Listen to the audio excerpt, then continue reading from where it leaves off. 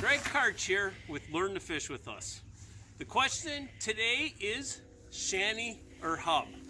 Hopefully I'm going to give you enough information today to decide between the shanty or the hub. If you're a fisherman like me, I like to move, run and gun, so I'm constantly drilling holes, fishing out of the holes, catching nothing, moving on. So for me, my best type of shanty would be the mobile shanty. So let's talk a little bit about the mobile shanty first. So what's going to happen is I'm going to pack stuff up, I'm going to move on, and then once I get there, all I got to do is flip this over, I'm ready to fish. So some other questions that people had about a shanty is, think about, do you want a front door? Do you want a side door? Because if you're fishing like two-person, sometimes you may want the opportunity to go off to the side. So think about that versus walking in front where all your fishing lines are. Make sure, you know, like this shanty, this clam has a great skirt, so it's going to allow me to be able to keep all the darkness out. And that's another good tip. If you like sight fishing, definitely think about getting a darker shanty so that it cuts out the light. So when you're looking down the hole, you're not really having a lot of light penetration. Some other things about a shanty to think about, a chair. I like this one because it fully supports my butt and my back. So if you're going to fish a long time, having something that comforts your back is very important.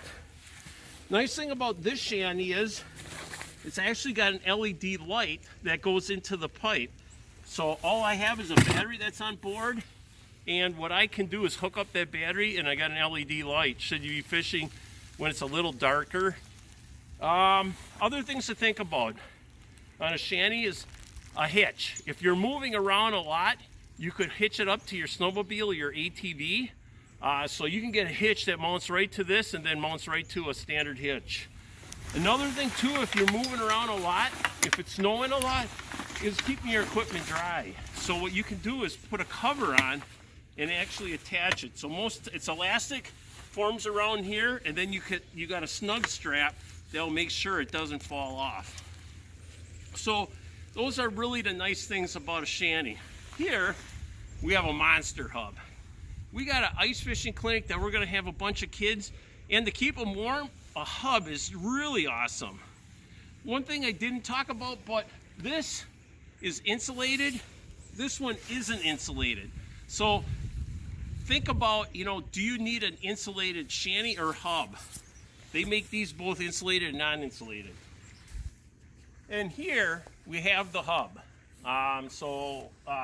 This is a pretty big hub. I mean, they make hubs for 2 persons, 4 persons, 6 persons, so you can decide the size you want. And when you decide the size, make sure, you know, it does meet, you know, what your biggest group would be so that you're not, you know, crowded in a smaller hub. And also just something to note that with the smaller hubs, they're going to be lighter than the bigger hubs for transporting. So this hub right here, I was able to put this hub up in a couple minutes. I bet that is amazing. The hub is just as simple as all you do is this will come out and then you flip it around, and then all you do is start pulling this. And what that's going to do is it expands the hub. Nice thing about this is it expands the hub completely out so you have the most room possible. What I really like about this design here is that the ice anchor ropes are built right in pocket, so it's nice and simple. So what I'm going to do is I'm going to put an ice anchor into the ice, so that's a steel screw goes into the ice, and that is going to hold this. And what you're going to want to make sure to do, especially on a windy day, is attach all your ice anchors for all the walls.